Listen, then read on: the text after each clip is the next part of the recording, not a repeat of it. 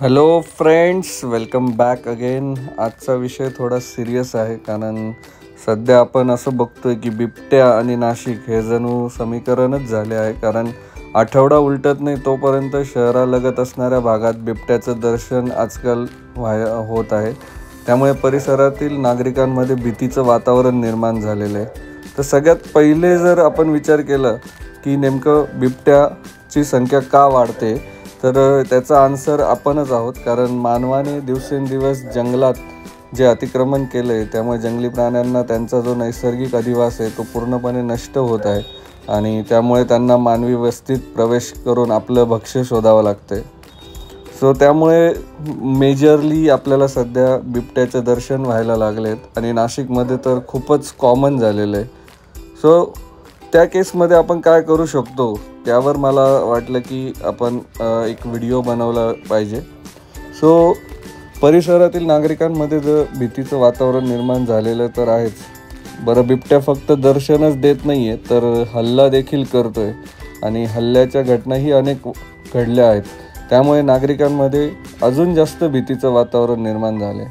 So नागरिकांनी बिबट्यापासून वाचवण्यासाठी काय काळजी घेतली पाहिजे यासाठी आपण आजचा हा व्हिडिओ बनवतो आहे.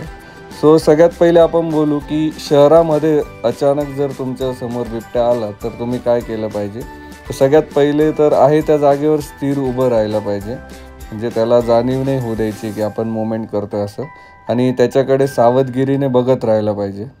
देन त्याच्याजवळ तुम्हाला जायचं नाही आहे किंवा बिबट्या स्वतःचं रक्षण करण्यासाठी अटॅक करू शकतोय म्हणून त्याच्याजवळ आपल्याला जायचं नाही. आणि आहे त्या जागेवर स्थिर व सावध असाल तर बिबट्या लगेच अटॅक नाही करत तुमच्याकडे.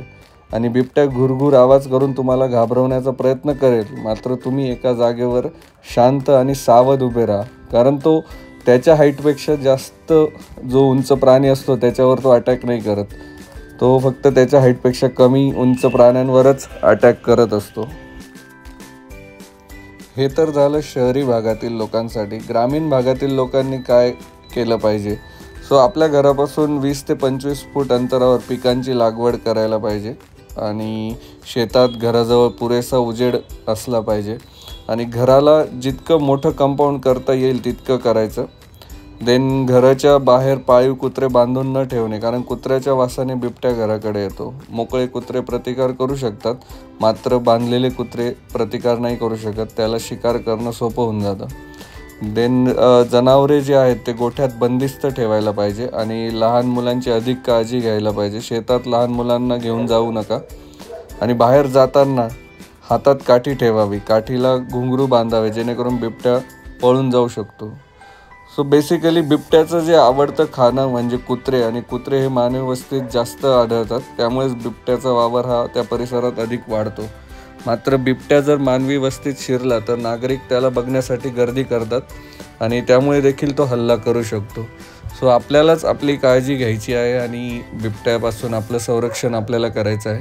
सो तुम्हाला हा व्हिडिओ कसा वाटला. मी या व्हिडिओमध्ये नाशिकमध्ये जे काही सिडको परिसरात 2 बिबटे पकडले गेले होते आणि सध्या सिरीन मिडोज किंवा गंगापूर रोड या परिसरात, पाईपलाईन रोड या परिसरात बिबट्याचं दर्शन होते आहे.